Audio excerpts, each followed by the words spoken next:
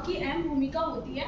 पिछले कुछ वर्षों से मदरहुड का तरीका बदलता जा रहा है। अगर हम अर्ली 90s की बात करें तो जो घर की महिलाएं होती थी वह घर का कामकाज करती थी और अपने बच्चों की देखभाल करती थी, लेकिन पिछले कुछ वर्षों से ये पैटर्न बदलता जा रहा है। आज के जो पेरेंट्स हैं वो इक्वल पेरेंटिंग के कॉन्सेप्ट को फॉलो करना चाह रहे हैं, लेकिन वो किस हद तक इसे फॉलो कर पाते हैं ये डिबेट का टॉपिक है।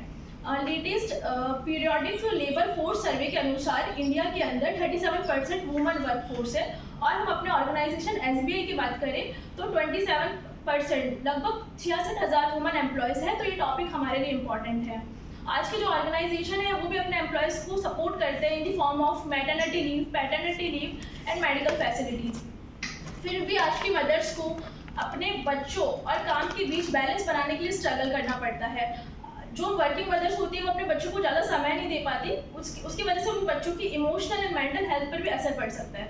लेकिन कुछ सर्वे ये भी बताते हैं कि जो वर्किंग मदर्स होती हैं वो अपने बच्चों पर पॉजिटिव इम्पैक्ट भी डालती है। फॉर एग्जांपल, एक गर्ल चाइल्ड बचपन से अपनी मदर को काम करता हुआ, मेहनत करता हुआ देखती है तो वो बचपन से ही मोर फोकस्ड और गोल ओरिएंटेड बन जाती हैं और उसको अपने जीवन में जहाँ पर भी गाइडेंस की ज़रूरत पड़ती है तो उसे मदर फादर दोनों का गाइडेंस मिलता है।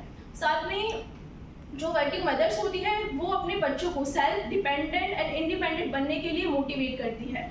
और जो सबसे इम्पॉर्टेंट है, अपने हस्बैंड का सपोर्ट। मैं अपना ही एग्जांपल देती हूँ। जब मैंने TO के लिए प्रिपेयर करना स्टार्ट करा था तो मेरा बेबी 1 मंथ का था, तो मेरे हस्बैंड के सपोर्ट की वजह से मेरा रिटर्न क्लियर हुआ और मैंने इंटरव्यू की अच्छे से प्रिपरेशन करी। लेकिन साथ में मुझे बहुत नेगेटिव फीडबैक्स भी मिले कि अगर तुम्हारा रिटर्न क्लियर भी हो गया तो तुम अगर इंटरव्यू में जाओगी तो वो तुम्हें रिजेक्ट कर देंगे क्योंकि तुम न्यू मदर हो और इतनी रिस्पॉन्सिबिलिटीज़ नहीं ले पाओगी।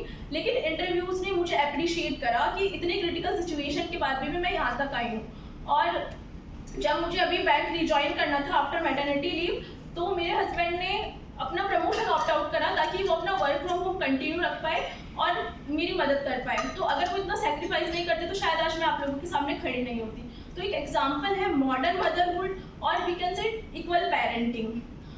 सुधा मूर्ति जी ने भी अपने इंटरव्यू में बोला है कि अगर एक मॉडर्न मदर या बोल सकते हैं हम वर्किंग मदर को अपने बच्चों को ज़्यादा से ज़्यादा समय देना है तो उन्हें वह सभी एक्टिविटीज़ करनी चाहिए जो उनके बच्चे करना चाहते हैं। फॉर एग्जांपल, अगर उनके बच्चे पेंटिंग करना चाहते हैं तो उन्हें उनके साथ पेंटिंग करनी चाहिए। अगर वो किसी सोशल फंक्शन में जाने के लिए डिनाई कर रहा है तो आपको भी वहाँ नहीं जाना चाहिए, उस चीज़ को सेक्रीफाइस करके अपने बच्चे को टाइम देना चाहिए। तो इन कंक्लूजन, जो मॉडर्न मदर्स है उन्हें अपना टाइम मैनेजमेंट को प्रायोरिटाइज करना चाहिए, इक्वल पेरेंटिंग को फॉलो करना चाहिए। साथ में हम सभी को मॉडर्न मदर्स के चैलेंजेस को समझकर एक ऐसा इन्वायरमेंट क्रिएट करना चाहिए जिससे वे हेल्दीली, हैप्पीली और सक्सेसफुली अपने बच्चों को रेज कर पाए। Thank you.